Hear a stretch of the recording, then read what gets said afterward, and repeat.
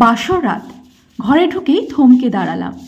লাল ঘোমটার নিচে বসে আছে একটা মেয়ে, যার গায়ের রং কুচকুচে কালো, ঠোঁটে গাঢ় লাল লিপস্টিক, কপালে বড় একটা টিপ। সাজসজ্জা আমার চোখে একেবারেই বেমানান লাগলো। মনে হচ্ছিল যেন একটা কালো ছায়া বিছানায় বসে আছে। আমি বললাম, তুই আমাকে আপনি করে ডাকবি, ঘনিষ্ঠ হওয়ার দরকার নেই।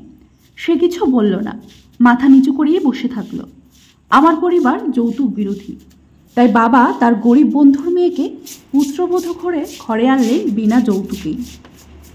আমি মেনে নিয়েছিলাম বাবার সিদ্ধান্ত, কিন্তু মনের ভেতরে অস্বস্তি থেকেই গেল। বন্ধুরা যখন বউয়ের সঙ্গে দেখা করার জন্য অনুরোধ করত, আমি এড়িয়ে যেতাম। লজ্জা পেতাম, রাতে দেরি করে ফিরতাম যাতে ওর মুখ দেখতে না হয়। অথচ সে প্রতিদিন আমার অপেক্ষা করত নিঃশব্দে, খেতে দিত, কথা বলার চেষ্টা করত, আর আমি চুপচাপ পাশ কাটিয়ে যেতাম। একদিন এক বন্ধুর জন্য একটি গিফট নিয়ে ফিরলাম। সে ঘুমিয়ে পড়েছিল সোফায়।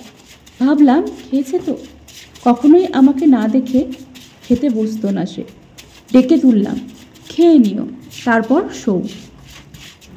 পরদিন দেখি সেই গিফট বাক্স সে খুলে ফেলেছে, ব্যবহারও শুরু করে দিয়েছে। ওর চোখে মুখে ছিল এক অদ্ভুত আনন্দ। আমি কিছু বলিনি। প্রথমবার নিজে হাসলাম। মনের ভেতরে কোথাও যেন একটা পর্দা সরে গেল। তারপর একদিন সে বমি করল। বুঝলাম সে মা হতে চলেছে। শীতের এক রাতে মা বাবা গ্রামে চলে গেলেন, আমরা দুজন বাড়িতে। রান্না হয়নি। সে বলল, ভেবেছিলাম আপনি বন্ধুদের সাথে খেয়ে আসবেন, ফ্রিজে সামান্য ভাত ছিল। বললাম, চল বাইরে খেতে যাই। সে ইতস্তত করছিল, কিন্তু একা রেখে যেতে মন সায় দিল না। অবশেষে দুজনেই বের হলাম। বললাম, হাত ধর, না হলে হারিয়ে যাই।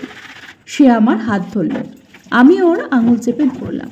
প্রথমবার মনে হলো এই মেয়েটা আমার কেমন একটা নির্ভরতার স্পর্শ।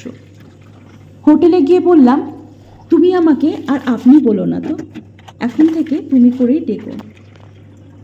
সে মাথা নেড়ে সম্মতি জানালো। খাওয়ার সময় সে কিছু বলল না, বরং আমি জিজ্ঞাসা করলাম, তুমি আর কিছু খাবে?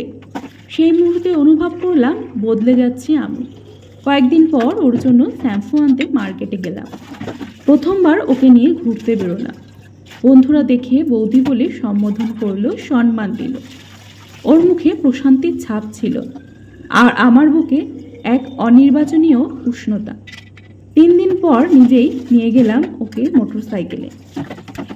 ওর জীবনের প্রথম লং ড্রাইভ, আর আমার জীবনের প্রথম গর্বের মুহূর্ত বউকে নিয়ে।